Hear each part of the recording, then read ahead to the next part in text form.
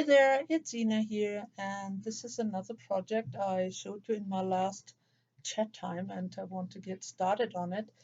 This is actually a wooden banner, but when I bought it and saw those two holes and the nice oval shape, I thought I could turn it into a fun little art journal.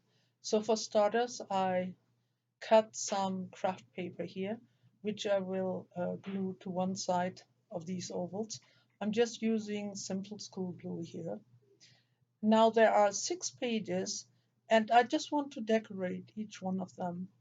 And it's probably not going to all fit into one video. So there's going to be either 2 or 3 videos showing you how I will decorate and complete this little journal. They're all covered here, and I'm going over the golden embellishment which came with the wood just because ring binders I will be using are silver, and so I wanted it a little matching.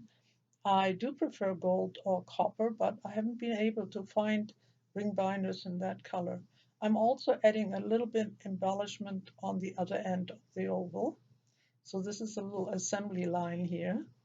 Now, most of the beginning of my video is super simple, just getting these pages ready so I can work on them.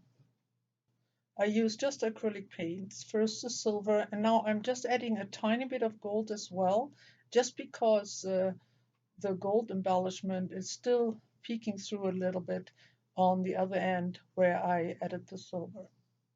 And now I'm sanding the edges. I like to use just a nail file, and it makes them nice and smooth, but you do have to get all the dust off them before you take the next step. Now I'd hoped to punch the holes back in here using hole punch, but no, it wasn't the right size. So the scissor will have to do, and yeah, it's okay. It's not a perfect circle, but it's okay. Now the wood is very thin. It's cheap little wood, so it's a little rough to the touch, and so I want to put a little varnish on it.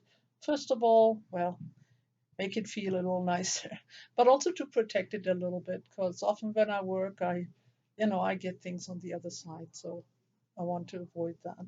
Now, I'm not planning to write in this journal or even add pockets or tuck spots. It will be just 6 individual little pieces of art, nicely displayed. And I think these binder rings hold it together, and I will display it vertically, maybe even on an easel. So to begin with, I use my distress ink around the edges and then some simple acrylic paint through this lovely brick stencil. And as soon as that's dry, I'm also adding some texture paste through a second stencil. Now at this point, I really had no clue what I was going to do with this page, so I rummaged through all my drawer trying to find something that inspired me, and lucky for you, I edited all that part out. But I decided finally on these stamps. I don't work much with stamps, but I wanted to give it a try. Now the leaves are a little bit short for this oval, so I'm adding 2 more leaves just at the bottom. And the little round design is like an old-fashioned flower or a stone carving. Yeah. And I stamped it on some normal art paper, and I color it with a combination of Glimmer Mist and Shimmer's watercolors. I really find that these two products work really nicely if you want a more translucent effect. I don't have any inks, and these are really great substitute. I found them quite cheaply at a clearance, and yeah, they work for me. So after coloring these circles or these flowers, I'm going back to the leaves, adding some green, 2 different tones of green, and also some more colors to the background. Again, using the same products. Here I'm using the applicator or my fingers or the spray, whatever comes handy, as long as it all kind of mixes together and, well, I enjoy the play and the outcome. So my little flowers are dry and I'm sealing them. That's needed when you work with these shimmers, watercolors, or glimmer mist. But Mod Podge will do that nicely. Now I'm adding them to some cardboard because I want them to be a little more three-dimensional. I am actually also adding a third flower in afterthought, but I didn't keep the making of it in because it's pretty much the same as the first two.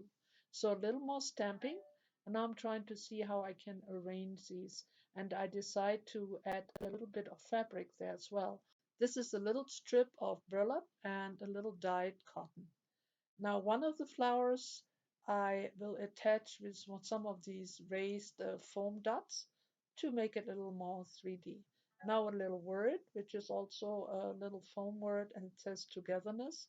One little piece of bling to the stem flower.